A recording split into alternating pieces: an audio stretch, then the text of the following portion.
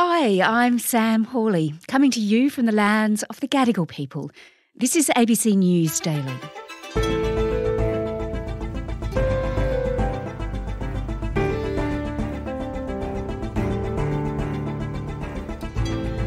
Federal Parliament's been recalled today to pass the government's caps on coal and gas.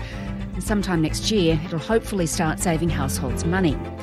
But with some reports, multinational fossil fuel corporations could take away a whopping $140 billion gross profit this year. Is there more we could be doing to bring prices down? Today, Alison Reeve from the Grattan Institute on whether the government's going far enough to reduce our energy costs.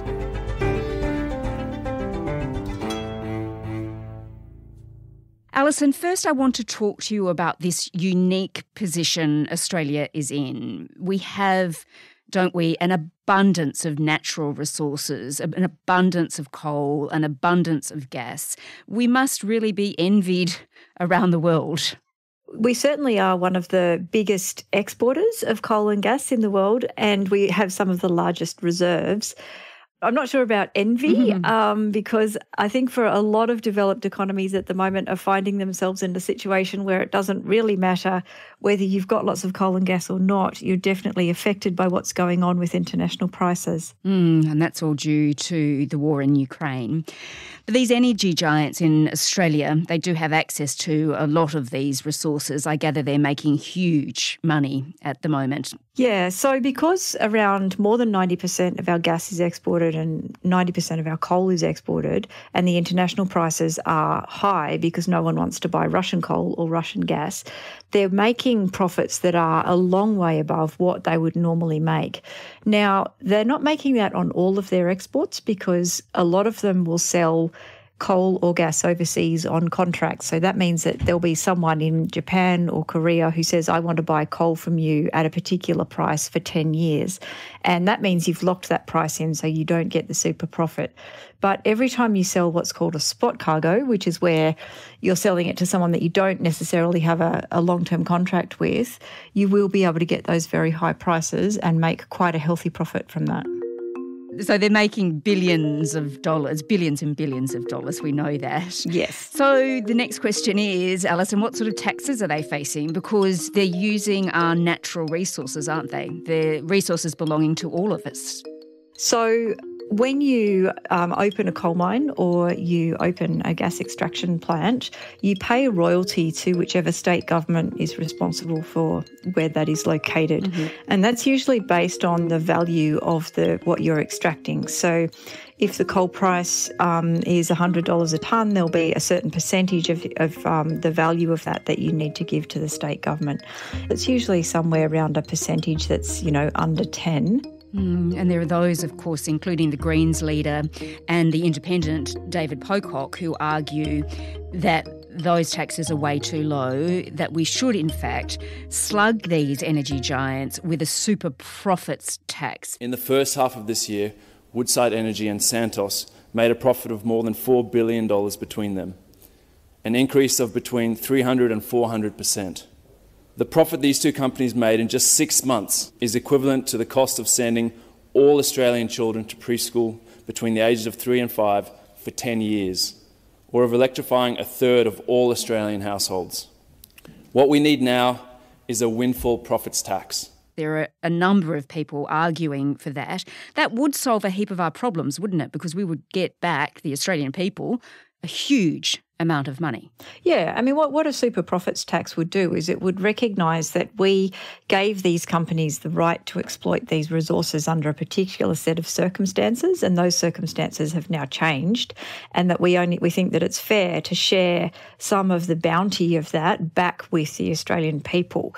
Depending on how you designed it, it would have a less direct effect on the price of coal and gas in Australia, which is the thing that the Treasurer is concerned about at the moment. But if it was well designed, it should have a similar impact to what a price cap would have. We last saw calls for this sort of super profits tax when Kevin Rudd was in power. He proposed the resource super profits tax on the mining industry. Australian people own those resources and they deserve a fairer share from those resources to fund better super, better tax cuts for small business and better infrastructure for the future. Yeah, why it didn't happen under Kevin Rudd, I think, was that the mining industry conducted a very effective public relations campaign against it and spooked that government into backing away from it. It could be your job. Or your superannuation. Or your electricity bill. The extra put it this way, if a company is doing the right thing by its shareholders, it will always object to a change in the regulatory regime that it thinks might affect its profits. But that doesn't mean that the policy to change the regulatory regime is necessarily a bad policy. You know, governments are there to govern in the national interest, not in the interest of individual companies. And where the interest of companies diverges from the national interest, that is where government should be stepping in with a policy solution, including changing royalties or putting in place taxes. So do you think the government is worried that there would be a big campaign against them if they were to bring in a super profits tax against the coal companies, against the gas companies?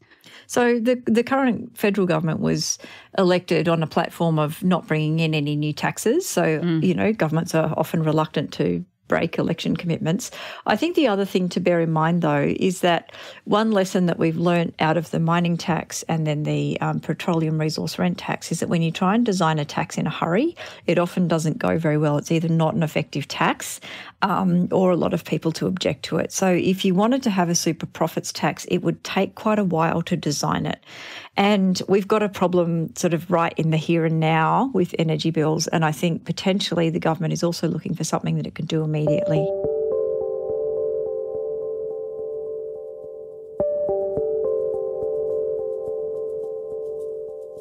Okay, so let's have a look at the here and now, because we're not going to have a super profits tax, but the government is introducing a cap on the amount these companies can charge us. We had a look, Alison, last week at the cap of $12 a gigajoule on gas, but I want to consider with you this cap on coal.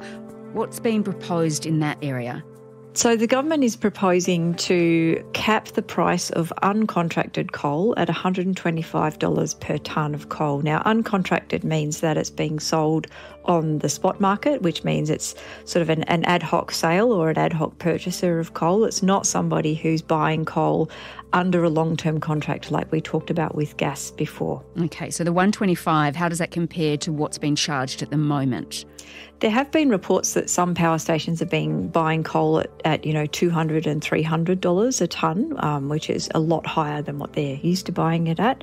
But that's only a couple of power stations who, for various reasons, have found themselves running short of coal and not able to get the coal that they'd contracted. So they're having to buy it on the spot market, which means that they're paying that high price.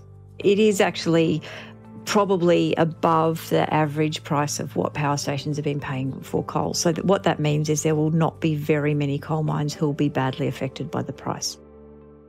So will it actually make a difference to electricity prices then? It should do, because the way the electricity market works is that what's called the marginal generator, so it's the generator who is providing the last kilowatt hour of electricity that we need to meet demand, sets the price that all of the other generators at that time get paid. So if that marginal generator is a coal generator who's bought coal on the spot market, they're going to charge a very high price for their electricity, and then all of the other electricity generators who are in the market will also get paid that price, and that's why the price is high. So if you cap the cost of the coal, which is the input cost for those coal-fired generators, then that marginal price will be lower, which means overall the electricity price comes down. And there's been predictable protest from the industry, hasn't there? The chief executive of Woodside Energy, Meg O'Neill, she was on Radio National Breakfast expressing concern over what she calls the intervention by the government in the energy market. What we're concerned about is the price controls that are being proposed actually will have the opposite effect by driving supply out of the marketplace and creating potential for shortages. The states have been worried too, haven't they, because of those royalties that you mentioned before? So Queensland actually adjusted its royalty regime earlier this year to recognise that there was a bonanza going on and to make sure that the Queensland people shared in that. So they changed it so that there are much higher royalties for coal that's sold at higher values. So we could expect to see Queensland collect slightly lower levels of royalties than they otherwise would have. In New South Wales, which has not changed its royalty regime, there's one thing to remember about their royalties is that they go into a future fund. So the current government doesn't get the royalties from coal. It's actually future governments and future citizens of New South Wales who benefit from those. Let's talk then about the typical household power bill, because the government's promising it will go down by about $230 next financial year. How can it be so certain? The government's forecasting that prices will rise less than they otherwise would have. Mm-hmm. So prices were forecast to go up by about 46%, and the impact of the caps is meant to be that the prices go up by 23%. So prices will still be higher, but they won't be as high as they would have been if the government hadn't acted. The other thing to remember here too is that the impact of the price of coal is on the wholesale electricity price. Individual households buy their energy through the retail market, and it often takes sort of 6 to 12 months for changes in wholesale prices to flow through to retail prices, because the way that our contracts with our electricity retailers are structured, they will have provisions in them about when the prices are allowed to change. So we might not see a drop in those bills until midway through next year or later. Yes. These caps on gas and coal, they're only meant to last a year. But what if households still need that relief beyond that? Yeah, it's a really good question. One of the provisions in the gas legislation is to bring in a mandatory code of conduct which would govern how gas suppliers supply their gas into the domestic market, and that potentially could include a price provision. It would also allow the Treasurer to impose the cap for another 12 months if they thought that was necessary. The thing about this is, though, it's meant to be an emergency power, and the thing about emergency powers is you want to almost never have to use them. So what would be preferable, I think, would be if we saw some sensible market reform and also some sensible behaviour from the gas suppliers and the coal suppliers, such that we don't need to invoke emergency powers in the future because we can settle the domestic price a little lower.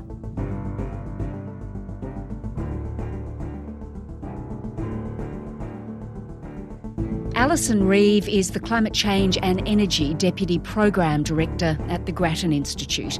The Greens say the caps don't go far enough and are demanding power bills be frozen for 2 years.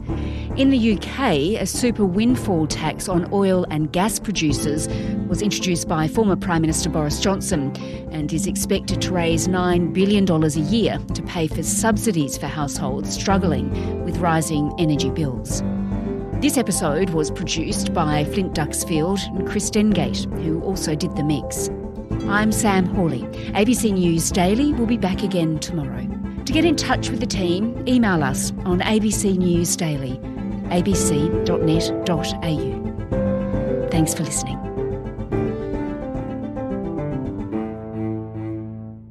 Subscribe to listen to more free podcasts or download the ABC Listen app and stream ad-free.